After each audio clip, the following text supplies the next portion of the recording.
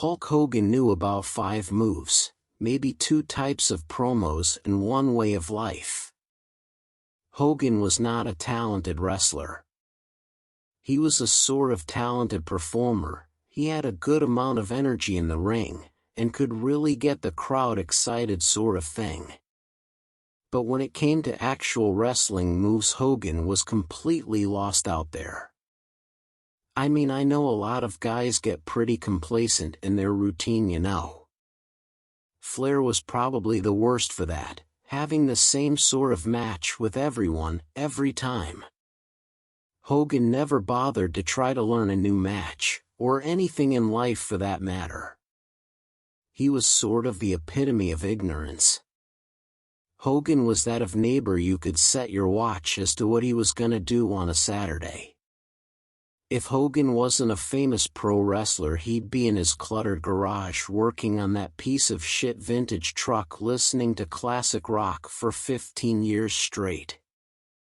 I mean, we'd be on the road with the boys, and Hogan would always book the same room, penthouse with a sofa bed for Brutus.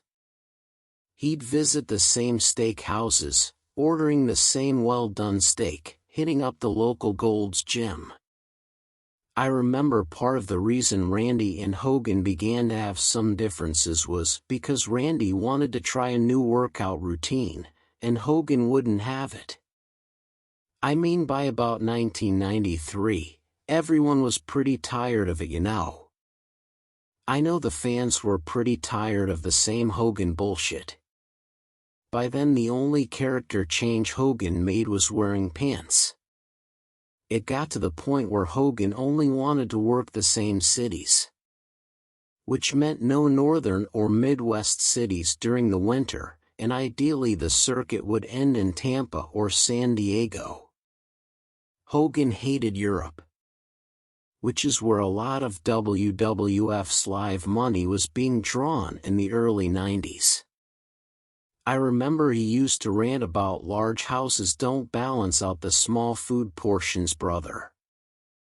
I mean, we'd be gathering at the bus to go to the airport for Europe, and Hogan would be ordering Brutus to get the jet skis ready for that week. When I got to WCW, I thought maybe with Hogan being a heel he'd be different, but it was pretty much the same thing, you know. Hogan always had the biggest room. He was going to cut the same rambling promo segment, and work the same match once every 2 months. I remember all Bischoff cared about was not upsetting Hogan. When I first got to WCW, I went right to Hogan's dressing room to sort of say hello, but Bischoff stopped me at the door. "This is Hulk's quiet time. You'll have to come back later."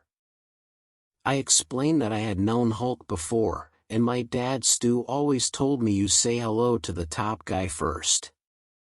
It was the old school shooter's way of showing respect. Bischoff wouldn't have it though. "We work hard to make Hulk happy here.